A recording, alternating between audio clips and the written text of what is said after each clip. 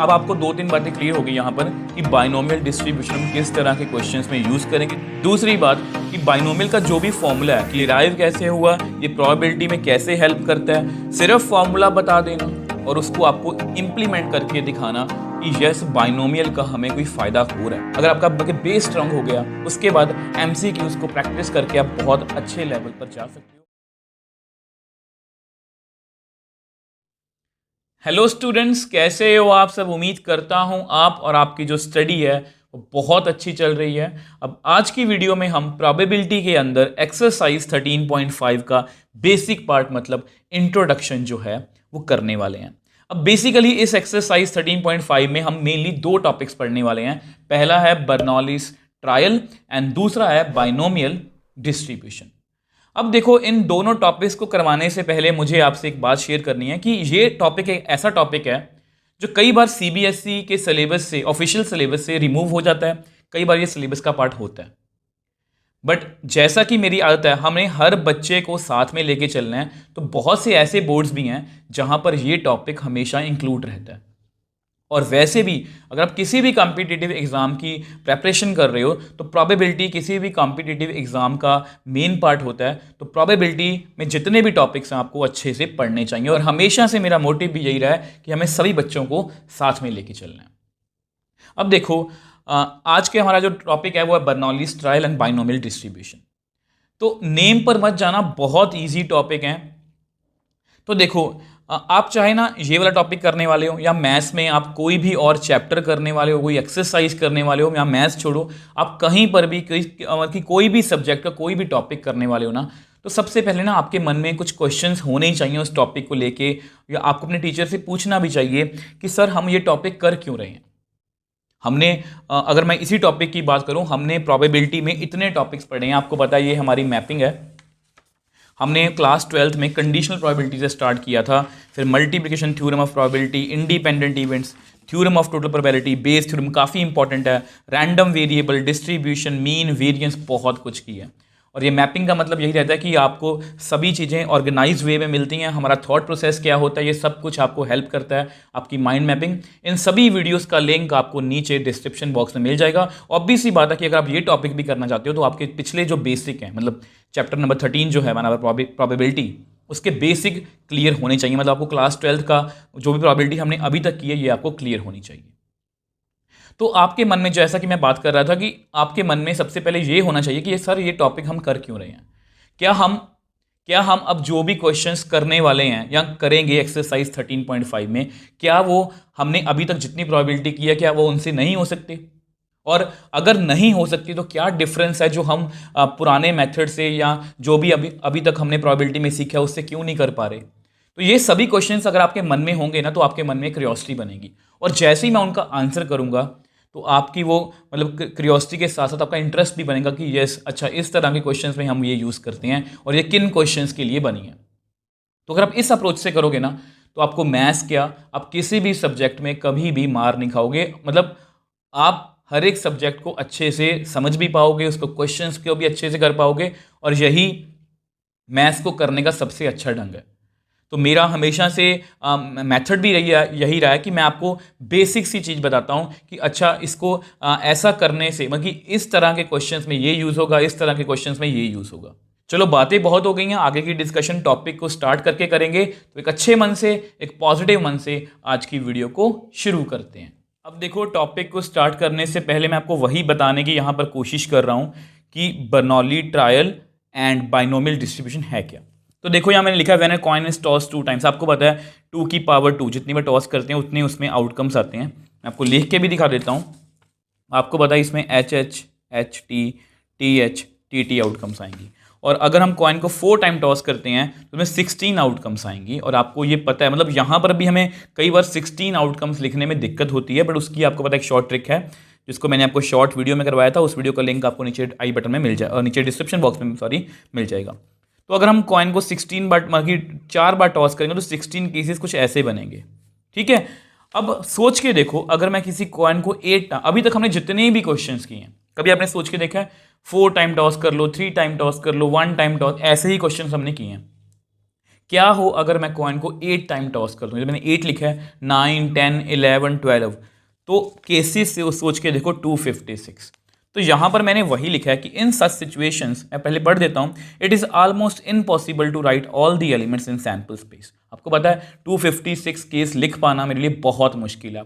खुद सोच के देखना, अगर हम 8 टाइम टॉस कर रहे हैं तो एक एलिमेंट आपको बताता हूं कैसा होगा, 3, 4, 5, 6, 7, 8, ये आपका एक एलिमेंट है, और ऐसे हमें 256 लिखने हैं। तो ये हमारे लिए ऑलमोस्ट इम्पॉसिबल है। ऑलमोस्ट इसलिए बोल रहा हूँ, लिखने को तो लिख ही देंगे बट प्रैक्टिकल नहीं है कि हम इतने केसेस लिखें। And moreover it is almost impossible to calculate probabilities in such questions as we have to write large number of elements. मतलब आप खुद सोच के देखो, अगर वो हमें ये पूछ ले कि 6 बार हेड आया हो इसके क्वेश्चन में, तो 6 बार हेड, एक यहाँ मतलब कि एक तो केस ये आएगा, 3, 4, 5, 6, 7, 8, ठीक है। अब ऐसे कितने केस होंगे, टी को मूव करेंगे, टी को यहाँ पर ले आएंगे, मतलब बहुत सारे केस बन जाएंगे। तो ये सब केस लिख पाना बहुत मुश्किल हो जाएगा, बहुत मतलब कि आपको कंफ्यूजिंग लगेगा। तो मैंने यहाँ पर वही लिखा है। तो इन सब प्रॉब्लम्स का सल्यूशन जो है वो है binomial distribution. So to tackle such questions we will take the help of binomial, जो हमने क्लास 11th में पढ़े थे। जो आप बिल्कुल सही सोच रहे हो, क्लास 11th में हमने चैप्टर नंबर 8 बाइनोमियल पढ़ा था, ठीक है। तो वो बाइनोमियल जो है उसकी हम यहाँ पर हेल्प लेंगे, और उसको हमने क्या नेम दिया, बाइनोमियल डिस्ट्रीब्यूशन। आपने प्रोबेबिलिटी डिस्ट्रीब्यूशन पढ़ी है, अब हम बाइनोमियल डिस्ट्रीब्यूशन पढ़ेंगे। यहाँ मैंने एक और लाइन लिखी है, देखो, इससे आपको टॉपिक बिल्कुल क्लियर हो जाएगा। We will use binomial distribution in such questions with some conditions and that conditions are named as Bernoulli trials. क्योंकि देखो आज की वीडियो में हमारे 2 टॉपिक हैं, Bernoulli trials and binomial distribution. अब डिस्ट्रीब्यूशन तो मैंने आपको बता दिया कि हम मतलब कि जब बहुत ज़्यादा नंबर, देखो यहाँ से आपको एक बात तो क्लियर हो गई है कि जब भी केसेस, अगर मैं आपको ऊपर ऊपर से बताऊँ, जब भी कॉइन को हम 4 से ज़्यादा बार टॉस करते हैं ना, मतलब 5 टाइम, 6 टाइम, 7 टाइम, या डाइस को 4 टाइम, 5 टाइम, तो इस तरह की सिचुएशन में हम हमेशा बाइनोमियल डिस्ट्रीब्यूशन का जो है वो, बाइनोमियल डिस्ट्रीब्यूशन की जो है वो हेल्प लेंगे। बट बाइनोमियल डिस्ट्रीब्यूशन में भी कुछ कंडीशंस हैं, ऐसा नहीं है कि हर एक क्वेश्चन में उसको हम लगा सकते हैं। अब उसमें जो कंडीशंस हैं उसको हम क्या बोलते हैं, बर्नौली ट्रायल्स। तो ये मैं आपको नेक्स्ट पेज पे क्लियर करूंगा। तो अब आपको टॉपिक का क्लियर हो गया कि बाइनोमियल डिस्ट्रीब्यूशन हमने करना है, बर्नौली ट्रायल्स क्या है, उसकी कंडीशंस हैं। तो फिर अब इसको हम नेक्स्ट पेज पे बढ़ते हैं। अभी तक आपको इतना क्लियर हो गया कि बाइनोमियल डिस्ट्रीब्यूशन और बर्नौली ट्रायल हम कहाँ पर यूज़ करने वाले हैं। तो मेन हमें हमारा जो पर्पस है कि टॉपिक को हम क्यों पढ़ रहे हैं वो हमारा मतलब कि सॉल्व हो चुका है, कि इस तरह के क्वेश्चंस में हम बर्नौली ट्रायल्स और बाइनोमियल डिस्ट्रीब्यूशन जो है वो लगाएंगे। अब देखो, बर्नौली ट्रायल्स करने से पहले, सबसे पहले मैं आपको हमेशा बोलता हूं कि आपको किसी भी टॉपिक की जो है वो लैंग्वेज आनी चाहिए, ठीक है। तो प्रोबेबिलिटी की अपनी कुछ लैंग्वेज है। ट्रायल का मतलब क्या होता है, तो when a coin is tossed 4 times it is known as a random experiment. आपको पता है कि ये एक रैंडम एक्सपेरिमेंट है, इसमें हम कुछ भी प्रिडिक्ट नहीं कर सकते। जितने भी सैंपल स्पेस बनेगी, सारा कुछ बनेगा, ये रैंडम एक्सपेरिमेंट है कि ये पॉसिबल केस हो सकते हैं। तो ये सारा रैंडम एक्सपेरिमेंट है। But a coin is tossed 4 times means it has 4 trials. अगर किसी कॉइन को हम 4 बार टॉस करते हैं, उसका मतलब है 4 बार ट्रायल हुआ है। 1 बार फेंका, 2 बार फेंका, 3 बार फेंका, 4 बार फेंका। अगर 5 बार टॉस किए तो 5 ट्रायल है, 6 बार फेंका तो 6 ट्रायल है, 1 बार फेंका तो 1 ट्रायल है। तो इस बात का आप ध्यान रखोगे। ट्रायल का मतलब होता है जितनी बार कॉइन को या डाइस को थ्रो किया जाता है। तो ये आपके ट्रायल हो गए, ठीक है। अब हम बात करते हैं अपनी बर्नौली जो है ट्रायल। अब सबसे पहले मैं आपको उसी तरह से हमेशा की तरह डेफिनेशन लिखूंगा, फिर उसको हम एग्जाम्पल से अपने तरीके से समझने की कोशिश करेंगे। अब देखो, ये है बर्नौली ट्रायल्स, आपका मेन टॉपिक, जिसकी डेफिनेशन आपकी बुक में गिवन है, ठीक है। Trials of a random experiment are called Bernoulli trials if they satisfies following conditions. अब आपको पता है कि ट्रायल्स जो है वो रैंडम एक्सपेरिमेंट का एक पार्ट है, ठीक है। तो वो मैंने आपको अच्छे समझा दिया। अब कोई भी जो ट्रायल्स हो रहे हैं, जो जितनी बार हम कॉइन को, डाइस को थ्रो कर रहे हैं, उसको हम बर्नौलीज ट्रायल बोलेंगे। अब उसकी कुछ कंडीशंस हैं। कंडीशंस, ये 4 कंडीशंस हैं, बहुत इजी कंडीशंस हैं। देखो, ये मैं आपको पहले ही बता चुका हूं कि बाइनोमियल डिस्ट्रीब्यूशन, जब भी कॉइन को बहुत ज़्यादा बार टॉस किया जाता है तो बाइनोमियल डिस्ट्रीब्यूशन लगाते हैं, बट उसमें कुछ कंडीशंस होती हैं। अब वो कंडीशंस क्या हैं, बर्नौली ट्रायल्स। तो बर्नौली ट्रायल्स की कुछ कंडीशंस हैं। There should be finite number of trials.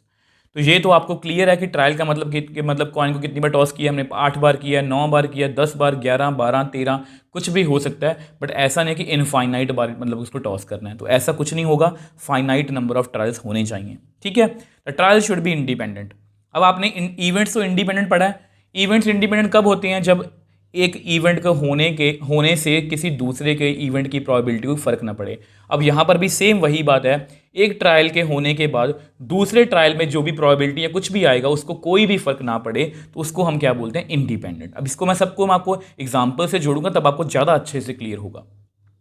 Each trial has exactly 2 outcome, success और फेलियर। तो ये इंपॉर्टेंट बात है कि अगर मैं कॉइन को टॉस करता हूं तो उसमें 2 ही केस आने चाहिए। आपको पता है उसमें हेड आएगा या टेल आएगा। मैं कॉइन की एग्जांपल ले रहा हूं, हेड आएगा या टेल आएगा, मतलब उसमें तीसरी कोई ऑप्शन नहीं होनी चाहिए। अगर मान लो कि बैग है, उसमें 3 बॉल्स हैं, उसमें से रेड भी आ सकती है, ब्लू भी आ सकती है, ब्लैक भी आ सकती है, तो वो उसको हम बर्नौली ट्रायल्स में काउंट नहीं करेंगे। The probability of success remain the same in each trial. Success का मतलब ये बोल रहे हैं, मान लो सक्सेस किसी को भी बोल दिया, मान लो हेड आने को सक्सेस बोल दिया, तो जब जितनी बार भी हम मतलब कि टॉस करेंगे, ट्रायल करेंगे, तो हमेशा हेड की प्रोबेबिलिटी कॉइन पे 1/2 ही रहती है, तो वो सेम रहनी चाहिए। तो ये आपकी 4 कंडीशंस हैं। इसको बिल्कुल भी आपने हल्के में नहीं लेना, क्योंकि अगर बर्नौली ट्रायल्स नहीं होंगे तो हम बाइनोमियल डिस्ट्रीब्यूशन नहीं लगा सकते। इसको बच्चे हल्के में लेते हैं, जैसे पिछले टॉपिक में था रैंडम वेरिएबल। बच्चे प्रोबेबिलिटी डिस्ट्रीब्यूशन से स्टार्ट करते हैं, क्वेश्चंस को क्रैम करना स्टार्ट करते हैं, बट एक्चुअल में रैंडम वेरिएबल के बिना आप उसको नहीं कर सकते थे। सेम वे से बर्नौली ट्रायल्स के बिना, इसकी नॉलेज के बिना बाइनोमियल डिस्ट्रीब्यूशन नहीं लगा सकते। तब तक आपको ये क्लियर नहीं होगा कि इस तरह के क्वेश्चन में हमें बाइनोमियल डिस्ट्रीब्यूशन लगाना है या नहीं लगाना। अब जो भी मैंने आपको पॉइंट्स बताए हैं, इनको मैं एक एग्जाम्पल की हेल्प से आपको समझाने की कोशिश करूंगा। इनफैक्ट मैं 2 एग्जाम्पल्स लूंगा। अब देखो ये वो एग्जाम्पल है, ठीक है। इनफैक्ट 2 एग्जाम्पल्स हैं। देखो 5 balls are drawn out successfully from a bag contain 6 red 7 blue balls. तो बैग में 6 रेड बॉल हैं, 7 ब्लू बॉल्स हैं।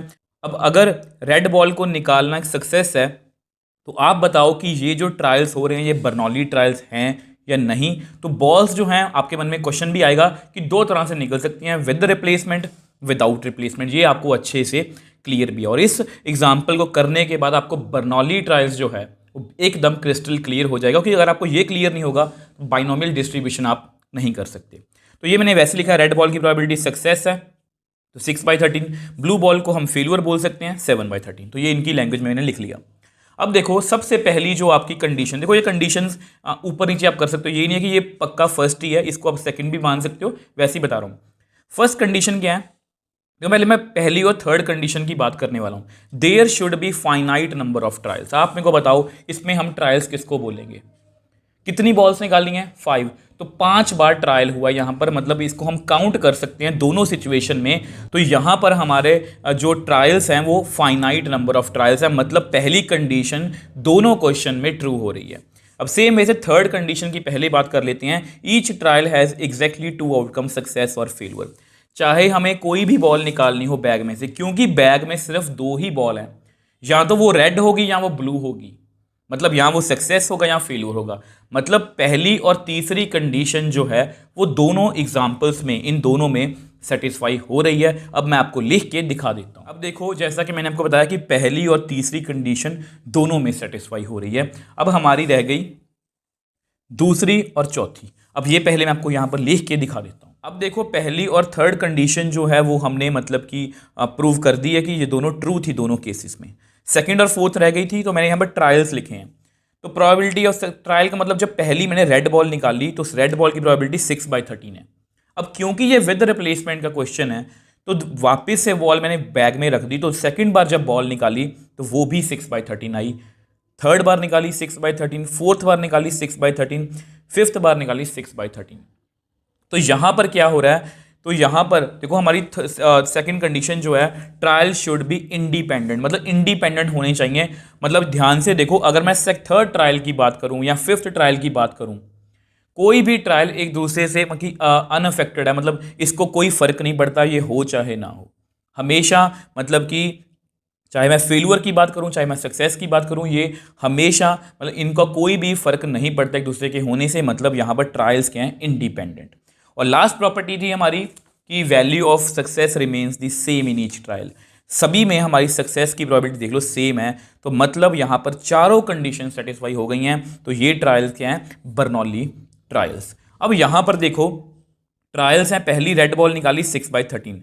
अब क्योंकि ये विदाउट रिप्लेसमेंट का क्वेश्चन है, तो जैसे ही मैंने रेड बॉल निकाली तो 6 रेड थी 7 ब्लू, तो एक एक बॉल कम हो गई और यहाँ पर ये नहीं, सॉरी, ठीक है, यहाँ पर 12 रह गया। मतलब 5, नेक्स्ट बॉल जब रेड निकालेंगे तो उसकी प्रोबेबिलिटी 5/12 आएगी, उससे नेक्स्ट निकालेंगे 4/11, उससे नेक्स्ट निकालेंगे 3/10, उससे नेक्स्ट निकालेंगे 2/9। तो इस तरह से यहाँ पर देखो हमेशा प्रोबेबिलिटी की जो सक्सेस की जो प्रोबेबिलिटी है वो हर एक बार चेंज हो रही है। मतलब अगर मैं इसकी बात करूं तो इसकी प्रोबेबिलिटी इन दोनों पर डिपेंड कर रही है, मतलब ये डिपेंडेंट ट्रायल्स हैं। और चौथा आपके सामने ही है, इनकी वैल्यू सेम नहीं है, हर बार चेंज हो रही है। मतलब अगर एक कंडीशन सेटिस्फाई नहीं हो रही तो हम वहीं पर कह सकते हैं कि ये बर्नौली ट्रायल्स नहीं है। तो मैंने जानबूझ के आपको सभी केसेस करके दिखाए हैं आपकी नॉलेज के लिए। तो अब आपको पता लगेगा कि किन क्वेश्चंस में हमें बाइनोमियल डिस्ट्रीब्यूशन लगानी है, किन में नहीं लगानी। तो वो लगाने के लिए बर्नौली ट्रायल जो है वो होना चाहिए। आई होप इसको आप समझ पाए हो और इसको आप कनेक्ट कर पाए हो इस एग्जाम्पल से कि बर्नौली ट्रायल्स एक्चुअल में क्या है।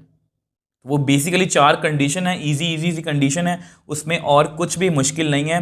तो अगर आपको फिर भी कोई डाउट है तो आप मुझे नीचे कमेंट बॉक्स में लिख सकते हो। देखो ये हमारा नेक्स्ट टॉपिक, लास्ट टॉपिक ये है बाइनोमियल डिस्ट्रीब्यूशन। तो वीडियो की स्टार्टिंग में मैंने आपको बताया था कि बाइनोमियल डिस्ट्रीब्यूशन जो है, जब केसेस, नंबर ऑफ केसेस बहुत ज़्यादा हो जाते हैं सैंपल स्पेस में, तब हम बाइनोमियल डिस्ट्रीब्यूशन का यूज़ करते हैं। अब वो तो मैंने कहा, एक बार आपने मान लिया, तो एक्चुअल में ये कैसे हेल्प करती है उस तरह की सिचुएशंस में, किस तरह से ये क्वेश्चंस में हम इसको यूज़ करेंगे और इसका बाइनोमियल से क्या लेना देना जो क्लास 11th की है। तो इन सब बातों का आंसर मैं करने की कोशिश करूंगा यहाँ पर। और हमेशा की तरह सबसे पहले इसकी डेफिनेशन लिखेंगे जो आपकी बुक में गिवन है, फिर उसको हम अपने तरीके से समझने की कोशिश करेंगे। अब देखो ये बाइनोमियल डिस्ट्रीब्यूशन के बारे में आपकी बुक में लिखा गया, इसको आप डेफिनेशन बोलो जो मर्जी बोलो। तो देखो इसको पहले पढ़ते हैं, ठीक है। तो ये भी पढ़ना जरूरी होता है ताकि हमें बुक की लैंग्वेज थोड़ी सी समझ में आ पाए। The probability distribution of number of successes in an experiment consisting of n Bernoulli trials। अब ये वर्ड आप जानते हो कि वो n, मैंने आपको बताया भी था, बाइनोमियल डिस्ट्रीब्यूशन वहीं पर लगेगी जहां पर बर्नौली ट्रायल्स होंगे। May be obtained by binomial expansion of q plus p raise to power n। मैं बाद में सब सारे पॉइंट एक्सप्लेन करूंगा। Such probability distribution is known as, ऐसी प्रोबेबिलिटी डिस्ट्रीब्यूशन को हम बाइनोमियल डिस्ट्रीब्यूशन बोलते हैं जहां पर n और पैरामीटर कौन कौन से, n और p। n क्या, number of trials, p success, और q क्या होगा, फेलियर। और q की वैल्यू क्या होगी, 1 - p, आपको पता है। तो बाइनोमियल डिस्ट्रीब्यूशन को हम कैलकुलेट कैसे करेंगे? अगर वहां पर x सक्सेसिस की बात की गई है तो इसको हम px लिखेंगे, ncx q की पावर n - x p की पावर x, फिर x की वैल्यू 0 से लेके n तक है। इसको हम प्रोबेबिलिटी फंक्शन भी बोलते हैं। अब बाइनोमियल डिस्ट्रीब्यूशन को हम BNP से भी डिनोट करते हैं, ये भी आपको पता होना चाहिए। कई बार आपको MCQs में आ जाता है कि वहां पर लिखा रहता है कि जैसे b 10,3/4। अब कुछ बच्चे अगर इसको नहीं पढ़ा होगा तो वो समझ नहीं पाते इसका मतलब क्या है। उसका मतलब यही है कि इसमें ट्रायल्स कितने हुए हैं, 10, और प्रोबेबिलिटी सक्सेस की कितनी है, 3/4। तो हम फेलियर की निकाल सकते हैं। तो इस तरह से क्वेश्चंस को हम टैकल कर सकते हैं। अब ध्यान से देखो, ये जो एक्सपेंशन है बेसिकली ये बाइनोमियल एक्सपेंशन है। तो अगर इसको मैं लिखने की कोशिश करूं, उसमें ऐसा होता था, याद करना, NC0 q की पावर n - 0 p की पावर 0 प्लस NC1 q की पावर n - 1 p की पावर 1, NC2 q की पावर n - 2 p की पावर 2, सो ऑन लास्ट में NCn q की पावर n - n मतलब 0 हो जाएगी, p की पावर n। तो ये सारी बाइनोमियल एक्सपेंशन ही है। बट मैंने कहा, आपने मान लिया, हम इसको ऐसे नहीं करेंगे कि ये तो क्रैनिंग वाली बात होगी कि इसको हम ऐसे कैलकुलेट करेंगे। देखो एक तो ढंग यही है जो बच्चे नॉर्मली करते हैं कि ये फॉर्मूला याद कर लिया, सर ने बोला था या मैडम ने बोला था तो फॉर्मूला याद कर लिया और क्वेश्चंस पे लगाना शुरू हो गए। बट आपको रीज़न पता होना चाहिए कि ये कहाँ से फॉर्मूला आया और ये कैसे हेल्प करेगा। तो वो मैं आपको नेक्स्ट पेज पे एग्जाम्पल के थ्रू, इनफैक्ट 2 एग्जाम्पल से आपको क्लियर करने की कोशिश करूँगा। अब देखो ये पहली एग्जाम्पल की बात करते हैं, ये मैंने अपनी तरफ से लिखी है। आपको ये देखो बेसिकली प्रोबेबिलिटी डिस्ट्रीब्यूशन ही कैलकुलेट करनी है, बट हमें विद द हेल्प ऑफ मतलब कि बाइनोमियल से करना, तो इसलिए हम उसको बाइनोमियल डिस्ट्रीब्यूशन बोलते हैं। ऐसा नहीं है कि क्वेश्चन में आपको अलग से लिखा आएगा कि इसकी बाइनोमियल डिस्ट्रीब्यूशन ही फाइंड करो, ऐसा कुछ नहीं आएगा। क्वेश्चन नॉर्मल ही आएगा। कुछ कुछ क्वेश्चंस में बाइनोमियल दिया भी होगा, कुछ कुछ क्वेश्चंस में नहीं दिया होगा। हमें खुद से डिसाइड करना होगा कि यहाँ पर बाइनोमियल हमें लगानी है या नहीं लगानी। तो सेम अभी क्वेश्चन मैंने एग्जांपल लिखी है, a die is thrown twice, a dice को 2 बार फेंका गया, प्रोबेबिलिटी डिस्ट्रीब्यूशन फाइंड करो नंबर ऑफ सिक्सेस। और ये क्वेश्चन हम अभी अभी करके आए हैं, इसलिए मैंने पहले से ही कर दिया। 6 की प्रोबेबिलिटी 1/6 होती है, नो 6 की 5/6। आपको पता है 1 2 3 4 5 नंबर आ सकते हैं। तो रैंडम वेरिएबल एक्स है तो 0 होगा, नो 6, तो उसकी प्रोबेबिलिटी मैंने कैलकुलेट नहीं की, मैंने इसको ऐसे लिख लिया 5/6 इंटू 5/6 मतलब 5/6 का whole square. X is equal to 1। Success हो गया, फेल्यूर हो गया, फेल्यूर हो गया, सक्सेस हो गया। तो इसको हम कैलकुलेट कर चुके हैं, ये हमें आता है। ये 13.4 में, अगर फिर से बता रहा हूँ, अगर आपको 13.4 नहीं आती तब आप ये रहने दो करने को, पहले आपको 13.4 अच्छे से आनी चाहिए। तो उसमें हमने यही किया था। अब यहाँ पर मैंने कैलकुलेट नहीं किया, इसको 2 टाइम कर दिया, क्योंकि ये 2 टाइम मैंने 2 टाइम कर दिया मैंने। एक्स इज इक्वल टू 2 मतलब दोनों सक्सेस हैं, दोनों 6 हैं, तो 1/6 का होल स्क्वायर। तो रिक्वायर्ड प्रोबेबिलिटी डिस्ट्रीब्यूशन का सबको मैं ऐड करूँ तो ये आंसर आ रहा है। अभी ये इनकम्प्लीट आंसर है, ठीक है, क्योंकि ये तो क्वेश्चन हम 13.4 में कर चुके हैं। इसको बाइनोमियल से कैसे जोड़ेंगे, अब एक और एग्जांपल करते हैं, फिर आपको एकदम अच्छे से सब कुछ क्लियर हो जाएगा। अब देखो ये आपकी सेकंड एग्जांपल है। अब डाइस को मैंने 3 बार फेंक दिया है, तो प्रोबेबिलिटी डिस्ट्रीब्यूशन हमने वही फाइंड करनी है 6 की, ठीक है। तो 6 की प्रोबेबिलिटी 1/6 है, नो 6 की 5/6 है, ये आपको पता है। तो नो 6 तो एफ फेल्यूर होगा, तो 5/6 की पावर 3 1 6 आएगा, ठीक है। S F F F S F F F S, तो ये आपको कैलकुलेट करना आता है। ये हम मतलब कि 13.4 में अच्छे से सीख चुके हैं। ध्यान से देखो, यहाँ पर 5/6 2 बार आ रहा है, 1/6 1 बार आ रहा है, तो मैंने इसको इकट्ठे करके लिख दिया। 3 टाइम्स है तो 3 टाइम से 3 से मल्टीप्लाई कर दिया। एक्स इज इक्वल टू 2, तो 2 बार 6 आ रहा है, 1 बार फेल्यूर हो रहा है, ठीक है। तो ये मैंने एक प्रोबेबिलिटी निकाली इनकी, 2 बार 1/6 आ रहा है, 1 बार 5/6 आ रहा है, तो 3 बार आ रहा है, तो इसको मैंने ऐसे लिख दिया। अब तीनों बार 6 आ रहा है, तो 1/6 की पावर 3, तो इसको भी कंबाइन में मैंने इस तरह से लिख दिया। अब मुद्दे की बात पे आते हैं कि इसको मैं करवा क्यों रहा हूँ। तो ऐसा करते हैं, सबसे पहले जो फर्स्ट एग्जांपल है वो इजी है, उसकी बात करते हैं। अब देखो ये हमारी फर्स्ट एग्जांपल है, ठीक है, जो हमने सॉल्व की थी। तो ये इसका आंसर था प्रोबेबिलिटी डिस्ट्रीब्यूशन का। तो अगर आप इसको ध्यान से देखो, तो यहाँ पर अगर इसके आगे कुछ ना हो तो इसको हम बोलते हैं कि इसके आगे 1 है, फिर 2 है, फिर 1 है, ठीक है। इसको छोड़ दो 5/6 और 1/6 को, 1 है, 2 है, 1 है। और अगर आप सेकंड एग्जांपल पे भी देखो, उसके कोफिशिएंट्स को देखोगे तो वहाँ पर है 1 3 3 1, तो एक पैटर्न में है। और ये जो पैटर्न है ये कुछ जाना पहचाना है, class 11th binomial theorem pascal triangle, याद करो उसमें कुछ ऐसा हमने पैटर्न किया था, ठीक है। अब ये सब कुछ आपको इसलिए बता रहा हूं, हमें बाइनोमियल नहीं करनी है, बट उसका कनेक्शन क्या है, प्रोबेबिलिटी डिस्ट्रीब्यूशन का बाइनोमियल से कनेक्शन क्या है। तो 1 2 1, तो ध्यान से देखो 1 2 1, तो यानी कि ये बेसिकली Q प्लस P की एक्सपेंशन आप इसको बोल सकते हो। Q प्लस पी की एक्सपेंशन आप बोल सकते हो। आपको पता है यहाँ पर Q प्लस पी, मैंने बोला था कि बाइनोमियल डिस्ट्रीब्यूशन को हम इस तरह से लिख सकते हैं, Q प्लस पी की पावर n। अब इसको भी ध्यान से, सिर्फ इसकी बात नहीं कर रहा, ध्यान से देखो, Q की पावर n है, P की पावर 0 है। अब Q की पावर 1 कम हो रही है, P की पावर 1 बढ़ रही है, ठीक है। ऐसे सो वन, फिर Q की पावर खत्म होगी, P की पावर n है। तो यहाँ पर भी देखो 5/6 की पावर 2 है पहले, फिर 1 हो गई, फिर 0 हो गई, मतलब यहाँ पर 1/6 की पावर इंक्रीज हो रही है, 5/6 की पावर जो है डिक्रीज हो रही है। तो मतलब इसको मैं इस फॉर्म में लिख सकता हूँ, मैं आपको लिख के दिखा देता हूँ। अब देखो इसको मैंने उस तरह से लिखने की कोशिश की है, जितने मैंने रेड में लिखे हैं ये सब वो हैं जो मैंने अपनी तरफ से एडजस्टमेंट्स की हैं, जस्ट आपको दिखाने के लिए। तो 5/6 की पावर 2 थी, उसको ऐसे लिख लिया। अब 1/6 की पावर 0 कितनी, 1 मतलब कोई फर्क नहीं पड़ेगा, 2c0 ये आपको पता है। इसको हम कॉम्बिनेशन बोलते हैं, इसकी वैल्यू होती है m factorial m minus n factorial n factorial, ठीक है। ये आप याद रख सकते हो कि mc0 mcm की वैल्यू हमेशा 1 होती है और mc1 की वैल्यू m होती है, ये हम याद भी कर सकते हैं। इसको आप कैलकुलेट करना चाहो तो कैलकुलेट भी कर सकते हो। तो 2c0 कितना होगा, 1, तो यानी कि ये मैंने बिल्कुल सही लिखा है। 2 को मैंने क्या लिखा, 2c1 जैसे यहाँ पर है। तो 5/6 की पावर 1, 1/6 की पावर 1। अब देखो 2c2 की पावर की वैल्यू कितनी होती है, 1, 5/6 की पावर 0, 1/6 की पावर 2 जो पहले से ही है। तो यानी कि ये जो प्रोबेबिलिटी है x इज इक्वल टू 0 1 2, इसको मैं ऐसे लिख सकता हूँ 2cx 5/6 की पावर 2 माइनस एक्स, 1/6 की power x, where x is equal to 0, 1, 2।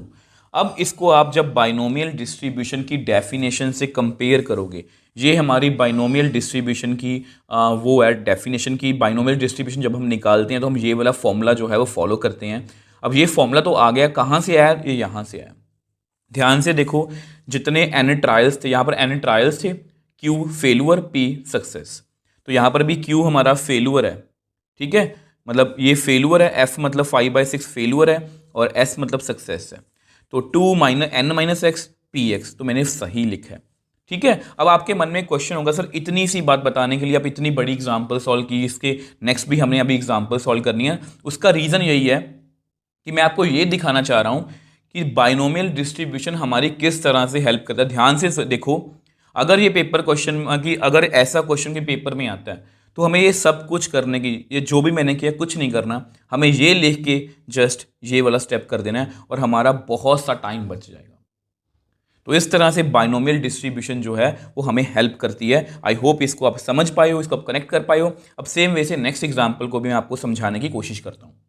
अब देखो, ये आपकी नेक्स्ट एग्जाम्पल, अब इसमें भी वही हो रहा है। इसके आगे 1 है, 3, 3, 1। तो आपको पता है कि पास्कल ट्रायंगल में 1, 3, 3, 1 ये q प्लस p की पावर 3 है, ठीक है। तो यानी कि अगर इसको मैं लिखने की कोशिश करूं, देखो 5/6 पहले 3 से शुरू हुआ, 2 रह गया, 1 रह गया, 0। तो 1/6, 1 पावर, 2 पावर, 3 पावर। तो इसको मैं लिखने की कोशिश करता हूँ। देखो, इसको भी समझने की कोशिश करते हैं वैसे ही, ठीक है। तो देखो, अब ये मैंने इतना कुछ किया, तो मतलब अगर हम बाइनोमियल डिस्ट्रीब्यूशन से क्वेश्चन करेंगे तो ये ग्रीन के बाद ये जो भी प्रोसेस मैंने किया ये हमें करने की जरूरत नहीं है। कितना तामझाम है ये तो ये तो वैसे भी हमने 3 बार टॉस किया है डाइस को। अगर 4 टाइम्स, 5 टाइम्स, कॉइन को भी अगर हम 6 टाइम्स, 7 टाइम्स करेंगे तो बहुत सारे केसेस हमें लिखने पड़ेंगे। कर तो लेंगे बट वो इन प्रैक्टिकल्स आने लगेगा इतना कुछ लिखना। तो इसलिए बाइनोमियल हमें किस तरह से हेल्प करेगी, देखो 3c0, पहले 3 पावर है, 1/6 पावर 0, कुछ फर्क नहीं पड़ा। 3c1, 3 को मैंने 3c1 लिख लिया, इसकी पावर कम हो गई, इसकी पावर 1 बढ़ गई।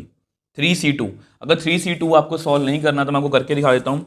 3c2 इसको लिखेंगे 3 फैक्टोरियल, 3 माइनस 2 फैक्टोरियल, 2 फैक्टोरियल।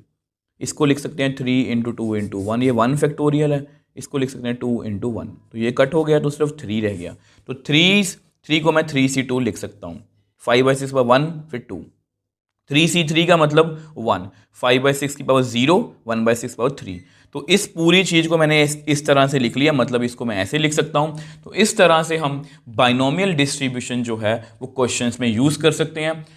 पहली, अब आपको 2-3 बातें क्लियर हो गई यहाँ पर कि बाइनोमियल डिस्ट्रीब्यूशन हम किस तरह के क्वेश्चंस में यूज़ करेंगे जब नंबर ऑफ केसेस बहुत ज़्यादा होते हैं। दूसरी बात कि बाइनोमियल का जो भी फॉर्मूला है कि NCX, जो आपका ये फॉर्मूला है, ये आपको पता है बाइनोमियल में हमने किया है, बट ये डिराइव कैसे हुआ, ये प्रोबेबिलिटी में कैसे हेल्प करता है, तो ये मैंने आपको आपके सामने करके दिखाया ताकि आप इसको फील कर पाओ।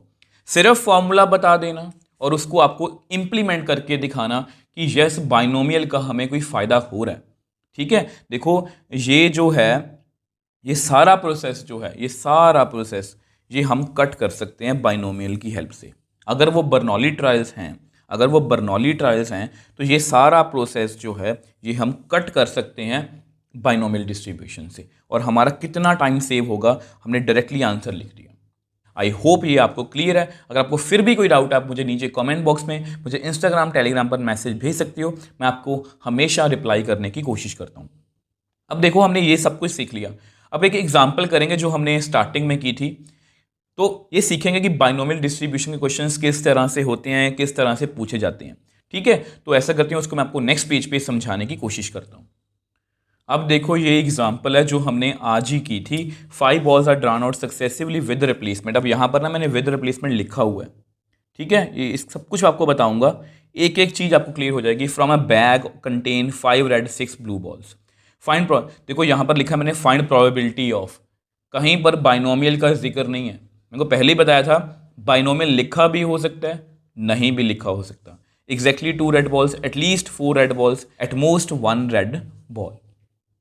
तो इस एग्जाम्पल को करते ही आपको बाइनोमियल डिस्ट्रीब्यूशन एग्जैक्टली क्लियर हो जाएगी। देखो बाइनोमियल डिस्ट्रीब्यूशन में जो सबसे पहले हमें काम करना है वो ये देखना है कि क्या ये बर्नौली ट्रायल्स हैं या नहीं, क्योंकि अगर ये बर्नौली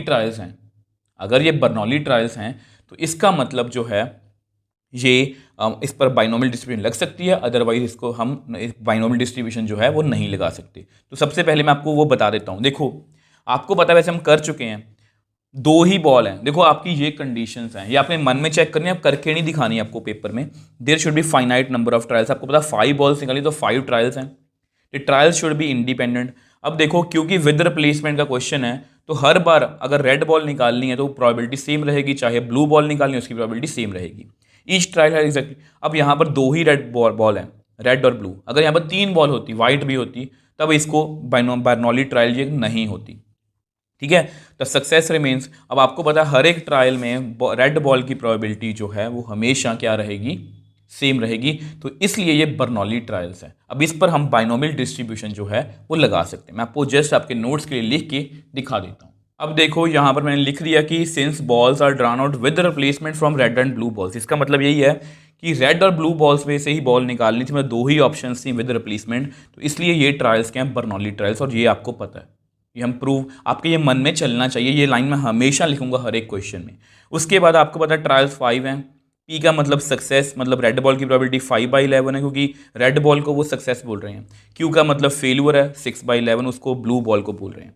तो आपको पता है ये अगर बाइनोमियल डिस्ट्रीब्यूशन लगा सकते हैं तो ये फॉर्मूला NCX Q की पावर n - x P की पावर x। ठीक है, और यहाँ मैं लिखना भूल गया, x जो है वो 0 1 2 3 4 5 ये सारी वैल्यूज ले सकता है। 5CX Q की जगह पर मैंने इसकी वैल्यू डाल दी, P की जगह पर इसकी वैल्यू डाल दी। अब इसके बाद हमें कुछ नहीं करना। अब सबसे पहले फर्स्ट पार्ट की बात करते हैं। अब देखो ये हमारा फर्स्ट पार्ट है, 2 red balls, exactly 2 red balls. ठीक है, x = 2 मैंने मान लिया। अब देखो अगर मुझे 2 रेड बॉल लेनी हो ना सिंपल तरीके से, तो ये ऑप्शन आ सकती हैं। फिर रेड को मतलब कि अगर हम रोटेट करें, मतलब ये केस लिखने बहुत मुश्किल है, मतलब मैं आपको बता नहीं सकता कितने केसेस आएंगे यहाँ पर। बेसिकली अगर आप इसके अरेंजमेंट्स निकाल के देखोगे ना तो वो आएंगे 10 अरेंजमेंट, मतलब इसके 10 केसेस हमें लिखने पड़ेंगे। तो इतने केस लिख पाना बहुत हमारे लिए मतलब कि अजीब सी बात हो जाएगी, क्योंकि आगे जो क्वेश्चन है वो एटलीस्ट एटमोस्ट वाले हैं। तो बहुत से केस हमें लिखने पड़ सकते हैं अगर बाइनोमियल डिस्ट्रीब्यूशन ना हो। तो यहाँ पर देखते हैं कि बाइनोमियल हमें किस तरह से हेल्प करेगी। मैंने यहाँ पर पहले से लिख रखा है, तो जहाँ पर भी x है वहाँ पर मैंने 2 लिख दिया। 5C2 5 - 2 इसकी पावर 2। तो इसकी वैल्यू आपको पता है, इसकी वैल्यू आएगी 10। अब इसको मैं सॉल्व नहीं करूँगा कि मुझे जस्ट आपको दिखाना है कि बाइनोमियल डिस्ट्रीब्यूशन के क्वेश्चंस किस तरह से पूछे जाते हैं और किस तरह से वो हमें हेल्प करते हैं। अब नेक्स्ट पेज पे मैं दोनों पार्ट्स आपको करवा देता हूँ। अब देखो ये दोनों केस मैंने आपको सॉल्व करके ही दिखा दिए, क्योंकि बेसिकली हमें सीखना है कि किस तरह से क्वेश्चंस को हम डील करेंगे। तो एटलीस्ट 4 रेड बॉल्स है, मतलब 4 भी आ सकती हैं, 5 भी आ सकती हैं। ज़्यादा से ज़्यादा 5, हमने 5 बॉल्स ही निकाली है ना, तो x की जगह पर मैंने 4 लिख दिया। 5 देखो इसको याद कैसे रखेंगे, जो फेलुअर है 5 - 4 और जो सक्सेस है 4। ठीक है, ये 4 रेड बॉल्स हो गई, एक दूसरी आ गई। आप ये मान के चलो, देखो 5, देखो ध्यान से देखो, Q का मतलब क्या है, 6/11 क्या है, ब्लू बॉल। तो एक ब्लू बॉल निकली है, 4 रेड बॉल निकली है। ध्यान से देखो, सेम वे से यहाँ मतलब कि ब्लू बॉल कोई भी ना हो, ये पांचों की पांचों रेड आ जाएं। तो इस तरह से हम इसका सोल्यूशन जो है कर सकते हैं। ये फैक्टोरियल है, ये तो हम वैसे आता भी है हमें, क्वेश्चन के साथ हम सीख भी लेंगे। तो एटमोस्ट 1 रेड बॉल, मतलब ज़्यादा से ज़्यादा एक रेड बॉल हो, कम भी हो सकती है, 0 भी हो सकती है, 1 भी हो सकती है। ध्यान से देखो यहाँ पर 4 ब्लू बॉल हैं, एक रेड है, 5 की 5 ब्लू हैं, कोई भी रेड नहीं है। तो बेसिकली इसको आप इस तरह से क्वेश्चन जो हैं वो सॉल्व कर सकते हो। आई होप ये मैं आपको समझा पाया, और मुझे नहीं लगता कि इस एग्जाम्पल करने के बाद आपको बाइनोमियल में कोई भी डाउट रहेगा। तो जो भी आपके मन में डाउट्स आ सकते थे, जितने भी मैं सोच सकता था एज ए स्टूडेंट, मैंने वो सभी क्वेरीज का आंसर करने की कोशिश की है। तो अगर मैं समराइज करूं, इसके बाद हम मैपिंग की बात करेंगे, जो हमारी माइंड मैपिंग होती है, कि हमने सबसे पहले ये सीखा कि बाइनोमियल डिस्ट्रीब्यूशन जो है वो किस तरह से हम मतलब किस तरह के क्वेश्चंस में वो यूज़ होती है। तो सबसे पहले मैंने आपको बताया कि जब भी केसेस बहुत ज़्यादा हो जाएं, तो उसमें हम बाइनोमियल डिस्ट्रीब्यूशन का यूज़ कर सकते हैं। तो क्या हम सभी क्वेश्चंस में बाइनोमियल डिस्ट्रीब्यूशन का यूज़ कर सकते हैं? नहीं। उसके लिए कुछ कंडीशंस होती हैं। वो कंडीशंस क्या हैं? Bernoulli trials. अब उसकी जो 4 कंडीशंस हैं वो ये वाली हैं। ये हम चेक करेंगे हर बार अपने मन में, बहुत जल्दी चेक हो जाती हैं, ऐसी नहीं कि बहुत कुछ करना पड़ेगा। अब जैसे ही हमें बर्नौली ट्रायल क्लियर हो जाता है उसके बाद हमें बाइनोमियल डिस्ट्रीब्यूशन लगाना है। और बाइनोमियल डिस्ट्रीब्यूशन किस तरह से प्रोबेबिलिटी डिस्ट्रीब्यूशन में हेल्प करती है, मैंने दोनों एग्जाम्पल से समझाने की कोशिश की है। और आपका जो फॉर्मूला है उसको मैंने डिराइव करने की कोशिश की है कि ये फॉर्मूला कहाँ से बना है। बाइनोमियल में तो है ही ये फॉर्मूला, बट इसका प्रोबेबिलिटी में क्या काम है वो भी मैंने आपको 2 एग्जाम्पल से समझाने की कोशिश की है कि इतना सारा काम जो है बाइनोमियल इतने से कर देता है। मतलब ये हमें काफ़ी टाइम सेविंग और हमारी काफ़ी हेल्प करता है। तो इस तरह से, और ये लास्ट मैंने आपको ये बताया कि क्वेश्चंस किस तरह के हो सकते हैं और इसको हम किस तरह से डील करेंगे। आई होप ये आपको समझ में अच्छे से आया। अब देखो लास्ट में है हमारी मैपिंग, ठीक है।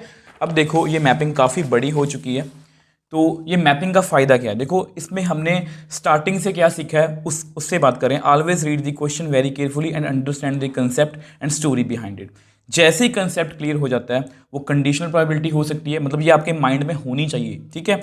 मल्टीप्लिकेशन रूल ऑफ प्रोबेबिलिटी हो सकता है, इंडिपेंडेंट इवेंट हो सकता है, थ्योरम ऑफ टोटल प्रोबेबिलिटी हो सकता है, बेस थ्योरम, रैंडम वेरिएबल, और लास्ट में आपकी बाइनोमियल डिस्ट्रीब्यूशन। देखो मैंने यहाँ पर लिखा हुआ है पहले ही, if any question there are too many elements in sample space we will use the binomial distribution. ये सारे स्टेप्स हैं। सबसे पहले बर्नौली ट्रायल चेक करेंगे, ये फॉर्मूला है।